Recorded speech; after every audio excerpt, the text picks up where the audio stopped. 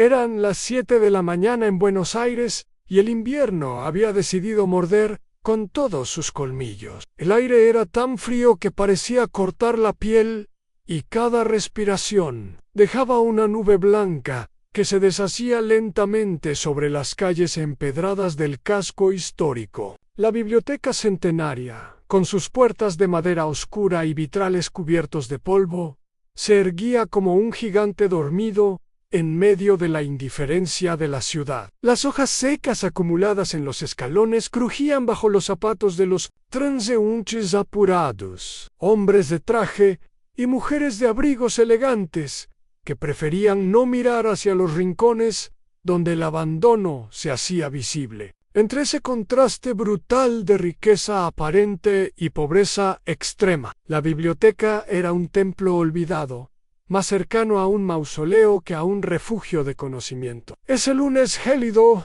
el silencio solo era interrumpido por el eco distante de un vendedor ambulante y el zumbido constante del tráfico. Sin embargo, algo estaba por romper la rutina de indiferencia que cubría la ciudad como una capa de hielo. Federico del Mar emergió de un auto negro que brillaba incluso bajo la luz apagada. Taylor vestía un abrigo largo de lana italiana.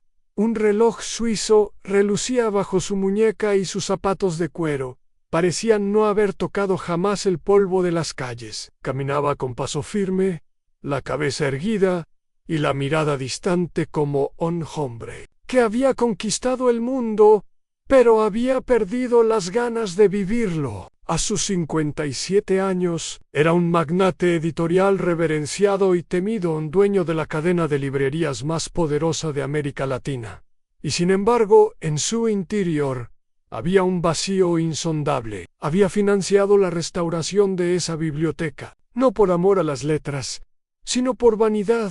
Quería su nombre grabado en una placa dorada en la entrada. Ese día había decidido visitar el edificio, más para alimentar su ego que por cualquier otra razón, pero en cuanto subió los primeros escalones, su mirada se encontró con una figura frágil, acurrucada sobre un cartón, abrazando un cuaderno viejo como si fuese un tesoro. Una niña de unos 9 años dormía allí, con una cinta roja en el cabello enmarañado y las manos heladas apretando contra su pecho ese pedazo de papel. Lleno de garabatos, don Federico se detuvo en seco. Durante un instante, el ruido de la ciudad pareció desvanecerse y solo quedó el sonido del viento arrastrando hojas secas por la escalinata. La niña abrió los ojos lentamente, como si despertara de un sueño profundo, y lo miró con un brillo que no encajaba con su ropa rasgada, ni con su piel pálida castigada por el frío. Se incorporó con torpeza, frotándose los brazos desnudos bajo una chaqueta demasiado fina para aquella mañana helada. Con voz ronca, temblorosa pero firme, preguntó: «Señor, ¿usted tiene la llave de los libros?» Federico sintió que esa frase le atravesaba como una lanza. Él, que había dedicado su vida a comerciar palabras sin leerlas, ahora era interpelado por una niña que veía en él no a un empresario, sino un guardián de algo sagrado. Por primera vez en muchos años, no supo qué responder. La niña, que apretaba contra su pecho el cuaderno viejo, bajó la mirada como temiendo haber dicho una tontería. Pero enseguida agregó con una ingenuidad desarmante: «Yo quiero aprender a hablar con ellos». Federico tragó saliva. Sus labios secos intentaron esbozar una respuesta, pero no encontró ninguna. Ese hablar con los libros le pareció más poderoso que todos los discursos que había escuchado en décadas de conferencias y ferias internacionales. Había viajado por el mundo, había estrechado la mano de presidentes y escritores laureados, pero jamás nadie lo había desnudado con tanta sencillez. Algo en su interior se quebró, una grieta que dejaba escapar un calor que él creía extinguido. Sin pensarlo demasiado, extendió la mano hacia la pequeña y dijo con voz entrecortada: «Ven, acá. Y fue así como, en el lugar donde las puertas permanecían cerradas para casi todos, Federico decidió abrirlas para la persona más inesperada. En el interior de la biblioteca olía a madera húmeda y a polvo antiguo. Los estantes, altos como muros, estaban repletos de libros con lomos desgastados que parecían esperar, con paciencia infinita, a que alguien volviera a tocarlos. Las lámparas de hierro colgaban apagadas, y la luz de la mañana se filtraba apenas por los vitrales, dibujando manchas de colores en el suelo frío de mármol. Alma, así se llamaba la niña, entró despacio, como si cruzara el umbral de un castillo encantado. Sus ojos brillaban de asombro, recorriendo cada rincón con una devoción que Federico no recordaba haber sentido nunca. Sonolo, un libro, ilustrado de tapa azul, con dibujos de estrellas y criaturas fantásticas, y con voz suave preguntó: ¿puede leerme uno? Esa petición, tan simple y tan pura, lo dejó sin aire. Federico tomó el libro con manos temblorosas. Pasó sus dedos por la portada, como si acariciara una herida abierta, y al abrirlo, un olor a tinta antigua y papel envejecido lo envolvió. Tragó saliva. No leía en voz alta desde el entierro de su padre, cuando había sido obligado a recitar un discurso que nadie escuchó. Las palabras parecían encadenadas dentro de él, oxidadas, y por un segundo pensó en callar. Pero la expectante tu alma, esa mezcla de ternura y fe, le devolvió valor. Con voz quebrada comenzó a leer, torpe al principio, inseguro, pero poco a poco las frases fueron fluyendo. Alma sonrió, y cada sonrisa de ella era como una chispa que iluminaba la penumbra del salón. A cada párrafo leído, Federico sentía que algo perdido dentro de sí volvía a respirar. A los días siguientes se convirtieron en una rutina secreta. Federico, que nunca antes había madrugado sin motivo de negocios, comenzó a llegar a la biblioteca antes de la apertura oficial. Siempre encontraba a Alma esperándolo en los escalones, con el cuaderno entre las manos y los labios morados por el frío. Al principio le llevaba pan caliente y una bufanda. Después, una chaqueta, luego un par de zapatos de su talla. Pero lo que más valoraba la niña no eran los regalos materiales, sino el tiempo que él le dedicaba leyendo, explicando y escuchando. Ella se acomodaba a su lado, con los pies colgando de la silla, y le hacía preguntas ingenuas, que a Federico le costaba responder. ¿Por qué las palabras tienen dueño? ¿Los libros se ponen tristes cuando nadie los abre? Interrogantes que lo desarmaban, porque lo obligaban a pensar más allá de su lógica de empresario. Con cada encuentro, Alma iba ganando confianza. A veces dibujaba letras torcidas en su cuaderno con una lapicera sin tinta y le pedía a Federico que las corrigiera. Él, que nunca se había sentido capaz de enseñar nada que no fuese números de contratos o cifras de ventas, se descubrió paciente e incluso orgulloso.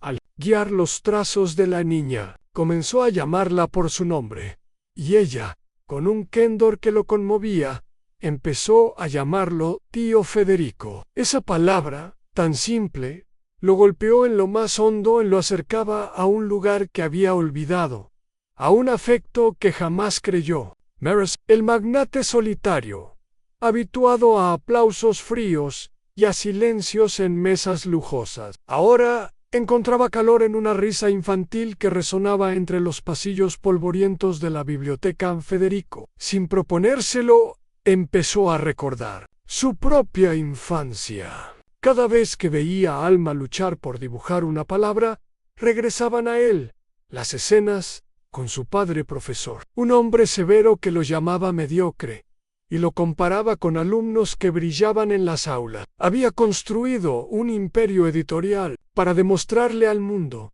y a sí mismo que no era un fracaso, pero al precio de sofocar la ternura y el placer por la lectura. Ahora, frente a esa niña que apenas sabía trazar letras, entendía que lo esencial no era acumular volúmenes ni inaugurar librería, sino el milagro de enseñar a alguien a descubrir la magia escondida en un libro. Esa conciencia lo removía, le dolía y al mismo tiempo le devolvía una extraña alegría. Un mediodía, mientras Federico la escuchaba leer en voz baja las primeras sílabas que lograba encadenar, apareció el director de la biblioteca. Era un hombre rígido, de cejas arqueadas y voz grave, que observó la escena con desdén. Señor del Mar, dijo con formalidad helada, este lugar no es un albergue. No podemos permitir que la niña permanezca aquí. Federico se puso de pie, el libro aún abierto en su mano,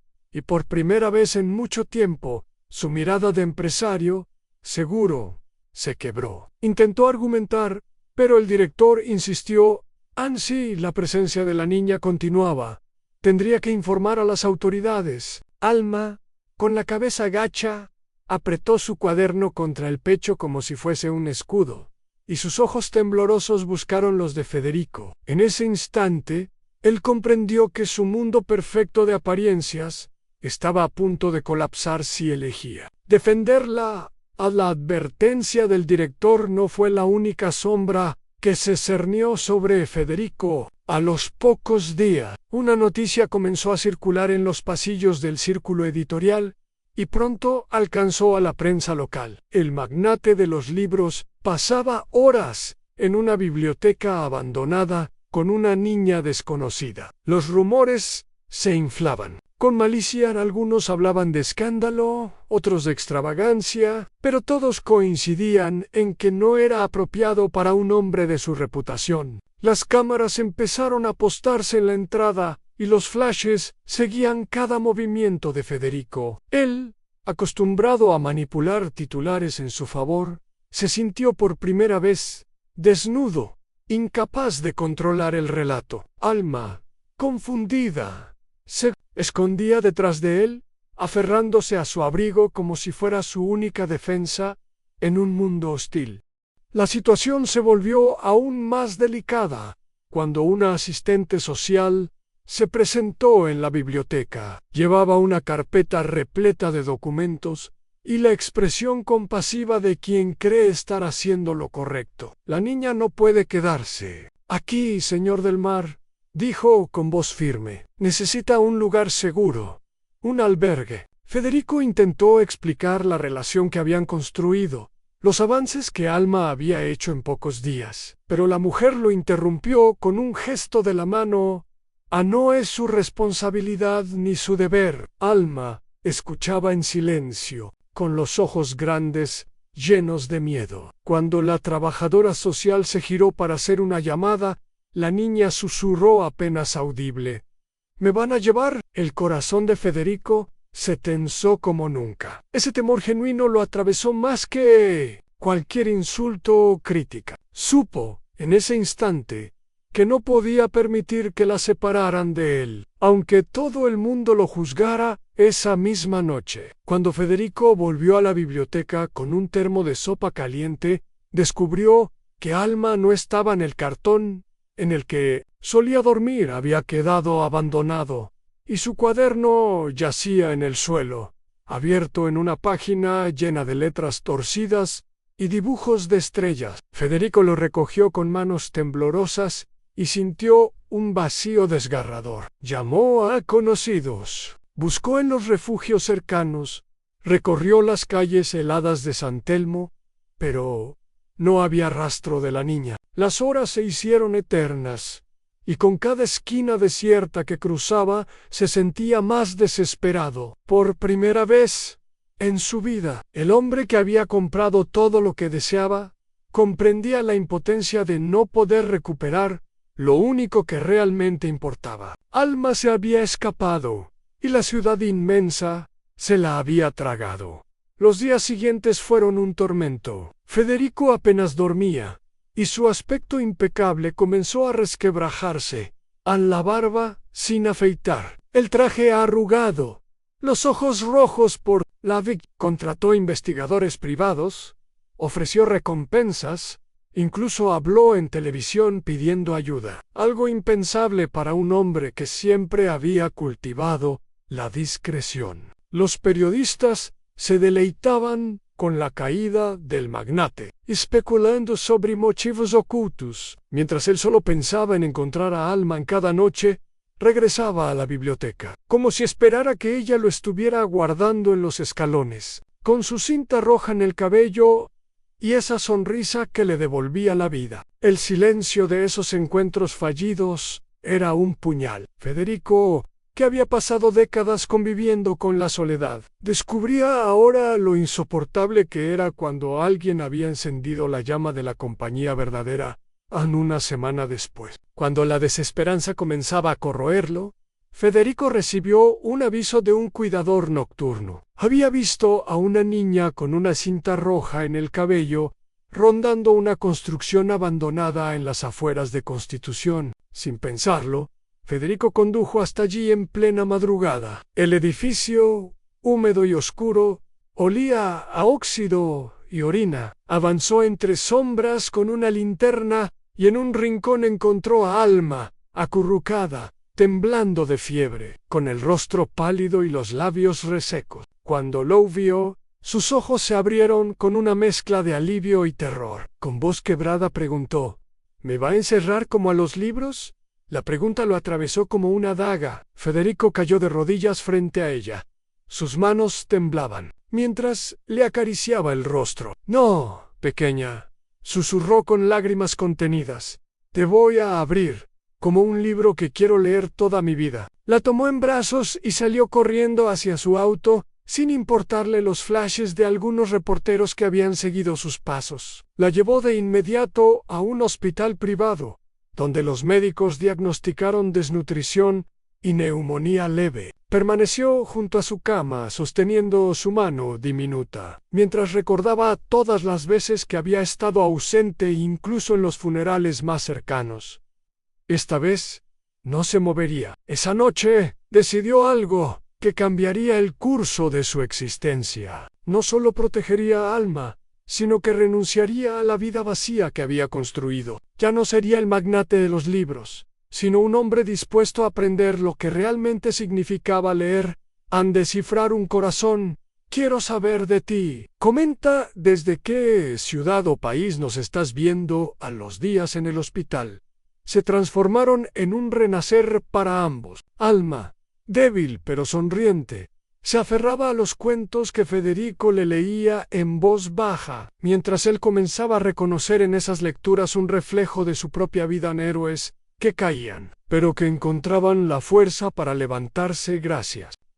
Entre diagnósticos y medicamentos, Federico firmó papeles que jamás había imaginado rubricar en su renuncia a varios cargos ejecutivos, el traspaso de funciones a socios y la liquidación de contratos que lo habían convertido en un hombre distante y frío. Frente a un espejo del baño del hospital, miró su rostro cansado y por primera vez en décadas se vio humano, vulnerable, capaz de perderlo todo menos esa pequeña vida que ahora lo llenaba de propósito. La decisión más grande llegó poco después. Inició el proceso legal de adopción de Alma. Los abogados, que siempre lo habían obedecido sin cuestionar, esta vez lo miraban sorprendidos. «Señor del Mar, ¿está seguro? Esto podría afectar su reputación empresarial», advirtieron. Federico, con el tono sereno de quien ha atravesado todas las tormentas posibles, respondió: «La reputación no me importa. Lo único que quiero es ser digno de esta niña». El juez, al escuchar la declaración, percibió una sinceridad tan rara en un hombre de su perfil que no pudo evitar asentir con respeto. El expediente avanzó con rapidez inusual, como si la burocracia comprendiera que allí no había negocio, solo una urgencia de amor. Alma, al enterarse, abrazó a Federico con una fuerza inesperada para su cuerpo frágil. Era el primer abrazo que él sentía verdadero en muchos años. El clímax de esa transformación llegó en una conferencia de prensa convocada por él mismo. Los periodistas, acostumbrados a verlo anunciar adquisiciones millonarias, lo observaron incrédulos cuando apareció sin corbata, acompañado de una niña de cabello recogido con una cinta roja. Ante los micrófonos, Federico habló con voz firme. He pasado la vida acumulando libros y fortuna, pero estaba vacío. Hoy comprendo que la verdadera riqueza es poder leer el corazón de alguien que confía en ti. Las cámaras captaron el momento en que Alma, tímida, lo tomó de la mano y lo miró con la seguridad de quien ya no tiene miedo de desaparecer. En ese instante, el hombre que había sido un ícono distante se convirtió en un ser humano real, frágil y enorme a la vez. Frente a la mirada de toda una ciudad, la revelación pública fue un terremoto. Algunos lo criticaron con dureza, acusándolo de locura. Otros lo admiraron por la valentía de mostrar un rostro desconocido, el de un magnate que renunciaba a la frialdad del poder para abrazar la ternura. Pero nada de eso importó tanto como la promesa que hizo ese día. Fundaría la Casa de Palabras, una red de bibliotecas abiertas las 24 horas, pensadas para que ningún niño en situación de calle quedara sin un refugio donde aprender, soñar y ser escuchado. Los aplausos surgieron tímidos, luego se multiplicaron, y entre ellos, Alma alzó su cuaderno mostrando una nueva página con letras torpes, pero claras. Gracias. Federico la leyó en silencio y sonrió, entendiendo que ya no necesitaba demostrarle nada al mundo, solo acompañar a esa niña a escribir su propia historia. ¿Te está gustando esta historia? Deja un like y suscríbete al canal. Ahora continuamos con el vídeo. La primera Casa de Palabras abrió sus puertas en un barrio humilde de Buenos Aires, donde antes había un depósito abandonado. Federico invirtió no solo dinero, sino tiempo. Estuvo presente en cada decisión, desde la elección de los colores de las paredes hasta la disposición de los cojines en los rincones de lectura. El lugar rebosaba vida. Niños con mochilas rotas y miradas cansadas entraban curiosos y salían con sonrisas encendidas. Allí no se pedía silencio, se pedía compartir, no se exigía orden, se ofrecía escucha. Alma se convirtió en el símbolo del proyecto. Con sus primeras lecturas en voz alta, inspiraba a otros pequeños a perder el miedo a las letras. Federico, sentado entre ellos, sentía que al fin estaba leyendo la historia que había anhelado toda su vida. Una historia escrita con gestos de bondad y miradas limpias. Con el tiempo, la noticia se expandió por toda la ciudad, y lo que había nacido como un acto íntimo se transformó en un movimiento. Empresarios, artistas y docentes se unieron para replicar la iniciativa. La prensa, que antes lo había retratado como un millonario excéntrico, ahora hablaba de él como un hombre que había encontrado sentido en el acto más simple y más revolucionario: compartir tiempo con una niña. Alma, que ya escribía con soltura, llenaba páginas enteras de su cuaderno con historias de dragones y estrellas que hablaban entre sí. Una tarde, mientras Federico la escuchaba leer en voz alta su primera narración completa, pensó que el mundo podía ser un lugar distinto si más corazones se atrevieran a abrirse como libros, y esa certeza lo hizo sonreír con una serenidad que nunca antes había conocido. A los años de vacío quedaron atrás como un recuerdo distante. Federico ya no era el hombre que caminaba solo entre aplausos fríos, sino alguien rodeado de voces infantiles que lo llamaban tío o abuelo, sin miedo ni protocolos. Cada tarde, al recorrer los pasillos de la Casa de Palabras, encontraba a niños con las manos manchadas de tinta, riendo mientras descubrían que podían escribir sus propios nombres. Por primera vez, ese milagro sencillo se repetía una y otra vez, y en cada rostro Federico veía un reflejo de Alma, una chispa de esperanza que crecía donde antes solo había abandono. Lo que había comenzado como un impulso nació en él como un nuevo propósito de vida, un legado que ningún contrato millonario le había dado jamás. Una tarde de invierno, Alma se acercó a él con el cuaderno que siempre la había acompañado desde la calle. Lo abrió en una página nueva, donde había escrito con letra firme en familia: «Es quien te abre las puertas cuando todos las cierran». Federico, al leerlo, sintió que el pasado entero se disolvía en esa frase. La abrazó con fuerza y por primera vez se permitió llorar sin vergüenza frente a todos. Los niños lo miraron sin miedo, como se observa a alguien humano y cercano, y aplaudieron espontáneamente. Ese aplauso no era para el magnate, ni para el benefactor, sino para el hombre que se había atrevido a dejarse leer, y en medio de esa emoción colectiva, comprendió que el verdadero poder no estaba en los libros que había vendido, sino en las vidas que ahora ayudaba a reescribir. ¿Han hecho algún gesto de bondad que cambió una vida? Dejen un corazoncito. Si creen que el amor es más poderoso que cualquier riqueza, suscríbanse para más historias de segundas oportunidades. Tu opinión importa. Escribe abajo de qué lugar del mundo nos acompañas. 7 años después, un auditorio colmado de más de 1000 personas vibraba bajo las luces de un invierno porteño. En el escenario, Alma, ya de 16 años, sostenía en alto su primer libro, A la niña de la escalera. Su voz temblaba, pero no de miedo, sino de emoción contenida. Este libro lo escribí para el hombre que me enseñó que las palabras son llaves, no cadenas. La multitud se puso de pie, y en la primera fila, Federico, vestido con un traje sencillo, ocultaba, tras sus lentes, las lágrimas que brotaban sin permiso. El silencio posterior fue tan profundo que cada respiración parecía parte de la historia misma. Entre los asistentes se encontraban ministros, artistas, empresarios y, sobre todo, decenas de niños que habían pasado por la Casa de Palabras. Algunos levantaban orgullosos sus propios cuadernos, otros mostraban dibujos y textos escritos gracias a ese proyecto. El eco de sus voces juveniles llenaba el recinto con una energía que nada podía comprar. Alma, mirando a esa multitud, comprendió que ya no hablaba solo por sí misma, sino por todos aquellos que alguna vez habían sentido el frío del abandono y ahora tenían una voz. Esa certeza la hizo erguirse como nunca, como si las cicatrices del pasado se hubieran convertido en alastras la ceremonia. Alma se acercó a Federico. Con manos firmes le entregó un ejemplar con una dedicatoria íntima.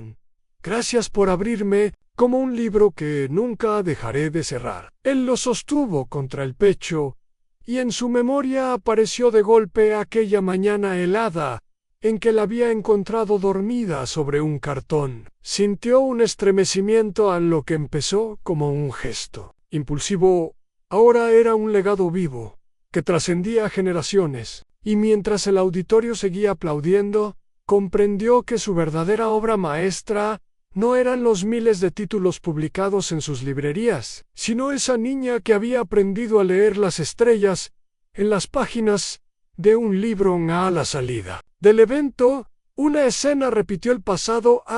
Una niña desconocida, de apenas 8 años, aguardaba en la escalinata con un cuaderno en blanco en las manos. El cabello enredado le caía sobre el rostro, pero en sus ojos brillaba la misma chispa de hambre por aprender. Alma la vio, sonrió con ternura y, sin dudarlo, se inclinó para invitarla a entrar. La multitud observó en silencio cómo aquella joven, que había sido rescatada en esa misma postura, ahora extendía la mano a otra pequeña. Fue un gesto sencillo, pero tan poderoso que muchos rompieron en llanto. La historia no se cerraba. Se multiplicaban con el paso de los años. La Casa de Palabras dejó de ser solo un refugio porteño para convertirse en un movimiento continental. Bibliotecas ambulantes cruzaban las fronteras de Chile, Paraguay y Uruguay. Talleres de escritura funcionaban en cárceles y hospitales. Comunidades enteras se encontraban en la lectura, un puente de dignidad. El objeto que había sido el símbolo de toda esta travesía, aquel cuaderno sin tinta que Alma abrazaba en la calle, se exhibía en una vitrina iluminada en la sede central, visitado por miles de niños como quien contempla una reliquia sagrada. En ese cuaderno ya no era un vestigio de carencia, sino un monumento a la esperanza. Un discurso final frente a cientos de jóvenes reunidos en la plaza del Congreso. Federico, con voz cansada pero firme, pronunció la frase que quedaría grabada en la memoria colectiva: no son los libros los que cambian el mundo, sino las personas que aprenden a leerse unas a otras. El aplauso fue ensordecedor, un rugido humano que atravesó la noche. Alma, de pie a su lado, sostuvo su mano mientras las luces de la ciudad iluminaban el cielo. Ynesa Imogen, el magnate redimido, la niña convertida en autora y un pueblo entero creyendo en el poder de las palabras. Quedó sellada la certeza de que algunas historias no terminan, solo continúan en quienes se atreven a contarlas. ¿Han hecho algún gesto de bondad que cambió una vida? Dejen un corazoncito si creen que el amor es más poderoso que cualquier riqueza. Suscríbanse para más historias de segundas oportunidades. Tu opinión importa. Escribe abajo de qué lugar del mundo nos acompañas.